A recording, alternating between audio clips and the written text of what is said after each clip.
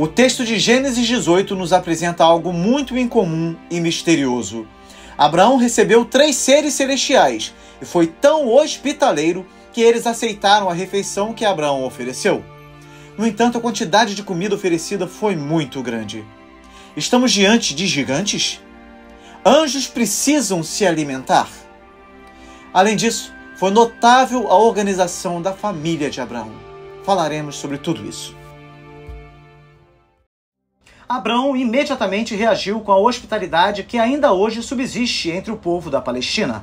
Curvando-se diante deles, Abraão implorou que os estranhos parassem em sua tenda, tirassem o pó dos pés, lavando-os, e descansassem debaixo da árvore. O lava-pés aqui era um refrigério, pois diferente dos nossos dias, nos tempos antigos, como o de Jesus também, os pés eram protegidos apenas por sandálias ou solas presas com tiras, deixando-os descobertos e assim entrava em contato direto com a terra, a lama ou a poeira. Após o calor de um lugar como aquele e de uma viagem longa, ter os pés lavados era um grande alívio e esta foi a primeira coisa que Abraão ofereceu.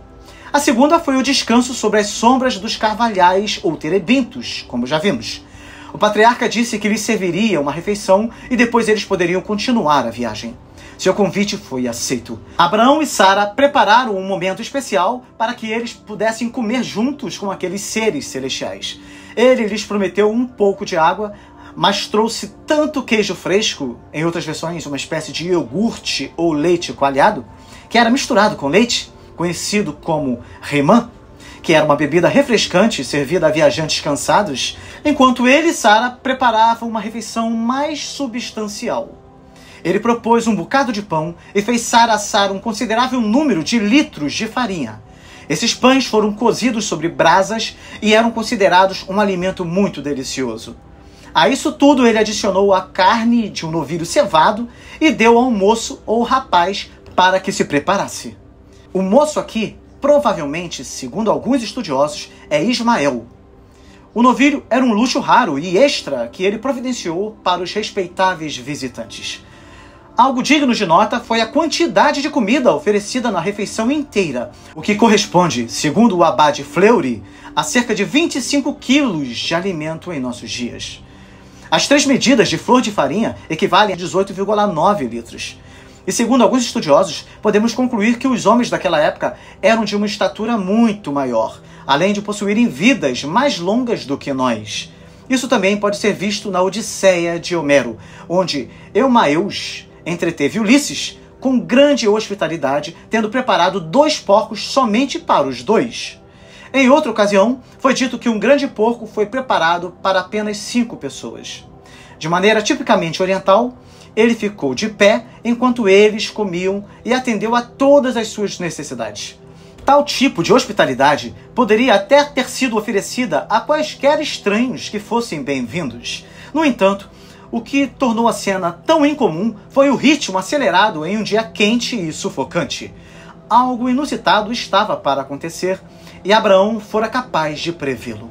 O aspecto mais incomum da cena, todavia, foi o fato de o Senhor e os seres celestiais comerem.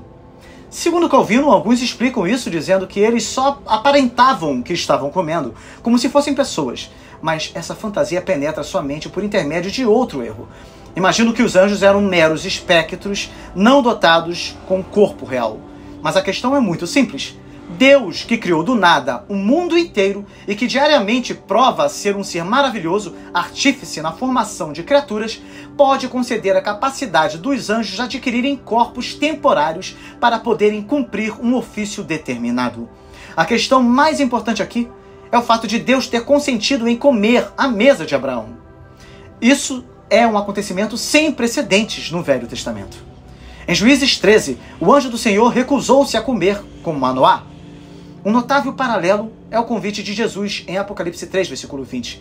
Eis que estou à porta e bato. Se alguém ouvir a minha voz e abrir a porta, entrarei em sua casa e com ele cearei. O texto nos diz que Abraão se apressou em agradar seus hóspedes. E Moisés, através deste texto, nos mostra o quanto a casa de Abraão era bem ordenada. Em suma, ele nos apresenta, em poucas palavras, um belo quadro do governo doméstico. Abraão se apressa, em parte, para ordenar o que queria que fosse feito. e, em parte, para cumprir seu próprio dever, na qualidade de cabeça do lar.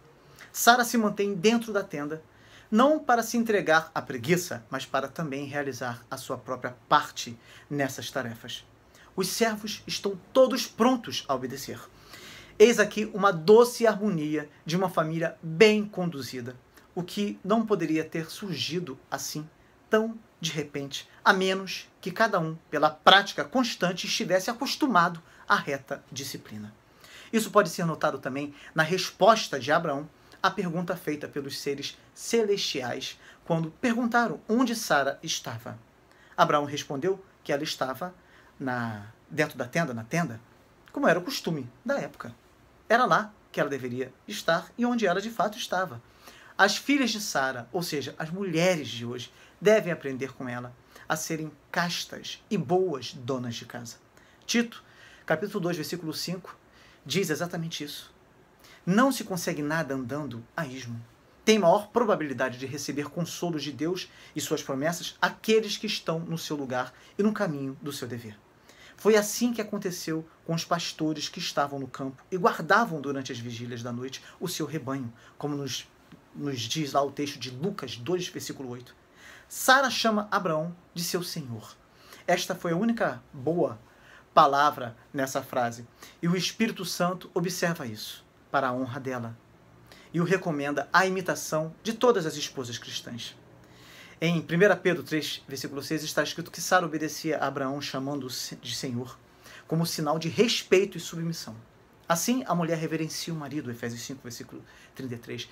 E assim devemos nós estar aptos a perceber aquilo que é dito decentemente para a honra daqueles que o dizem, ainda que possa estar mesclado com algo errado, e sobre isso nós devemos lançar um manto de amor. As objeções dos sentidos podem fazer tropeçar e confundir uma fé fraca, até mesmo dos crentes fiéis. É difícil aderir à primeira causa quando há desdém em relação à segunda. Dá para entender? Que os nossos relacionamentos estejam entrelaçados pelo mais profundo amor, para que mesmo diante de situações difíceis possamos caminhar unidos e assim os problemas serão solucionados. Não adianta tapar o sol com a peneira ou negar um erro como Sara tentou. Diante de Deus tudo está descoberto. É impossível enganar a Deus. Sara ouviu para sua vergonha. Você riu? Sim. Ela tinha dito que não tinha rido. Quem disse isso foi o próprio Senhor. Se você não quer ser acusado por atitudes erradas, seja sincero diante dos homens e de Deus. Houve um esforço pecaminoso de encobrir um pecado com uma mentira. É uma vergonha agir mal, mas é uma vergonha ainda maior negá-lo. Com isso, nós somamos iniquidade à nossa iniquidade. O medo de uma repreensão frequentemente nos atrai a esta cilada. Veja Isaías 57, versículo 11. De quem tiveste receio ou temor, para que mentiste? Nós nos enganamos se pensamos que enganamos a Deus. Ele pode trazer a verdade à luz e o fará para a nossa vergonha. Aquele que encobre o seu pecado não pode prosperar, pois se aproxima o dia que o revelará. Portanto, procure viver na verdade e construir a sua casa sobre a verdade, que é Jesus Cristo. E esta rocha vai fazer com que todos os relacionamentos sejam restaurados e que você experimente o melhor que a sua família pode viver nessa terra. Creia nisso e fique claro para você de que devemos nos colocar em nosso lugar. Que você possa ser esposa fiel ao seu marido, que possa compreender que o serviço que cabe a você, você deve fazer com todo o zelo, como se estivesse servindo ao Senhor. Da mesma forma, o marido deve agir assim. A mulher é a dona, é a senhora da casa, mas isso não exime o marido das tarefas domésticas, nem os filhos, nem ninguém. É responsabilidade de todos. Ainda mais nos dias de hoje, em que a mulher, às vezes, tem que trabalhar fora e já chega em casa cansada. Que sejamos como Abraão, tenhamos privilégio de servir outras pessoas com muita alegria, porque o Senhor há de nos abençoar muito quando fazemos isso. Quanto mais quando exercemos essas funções em nossa casa.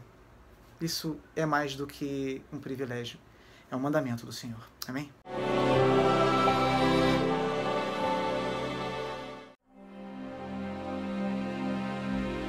Senhor nosso Deus, quando analisamos determinados textos da Bíblia, nosso coração começa a questionar muitas coisas maravilhosas que o Senhor tem revelado e que manifestam a tua grandeza. E é espantoso como o Senhor se relaciona com o teu povo e humildemente participa de suas alegrias e sofrimentos. Que possamos receber a tua visita constantemente, Pai, em nossos lares. Que o convite de Jesus, de que entraria em nossa casa e cearia conosco, seja uma realidade na vida de nossos familiares que ainda não te conhecem, assim como expressem em nossas próprias vidas a comunhão que temos contigo. Além disso, pedimos a Ti que possamos aprender com a organização exemplar de Abraão e sua família. Que o Senhor possa nos mostrar como podemos nos preparar para servir aos outros de forma atenciosa e eficiente. Que a nossa disposição para ajudar e servir cresça a cada dia, capacitando-nos a ser bênçãos para aqueles que encontrarmos em nosso caminho. Pedimos que Tu, ó Deus, também nos abençoe e nos capacite a ser instrumentos do Teu amor e da Tua graça nesse mundo. Que nossas vidas sejam marcadas pela compaixão, pela generosidade e pelo serviço, refletindo a Tua imagem e glorificando o Teu nome. Que assim seja, conforme a Tua vontade. Amém. Povo de Deus, por favor, compartilhe essa oração com os seus contatos. Mas antes, deixe o seu like, porque isso é muito importante. Nós estaremos orando durante toda a semana pelos pedidos deixados nos comentários. Se você ainda não é inscrito aqui no canal, inscreva-se agora, tá bom? Pois aqui você tem a oportunidade de aprender a Bíblia e a história do cristianismo em ordem cronológica. E ainda participa das nossas orações diárias, aumentando assim a sua comunhão com Deus. Que Deus te abençoe muito e até o próximo vídeo com a graça de Deus.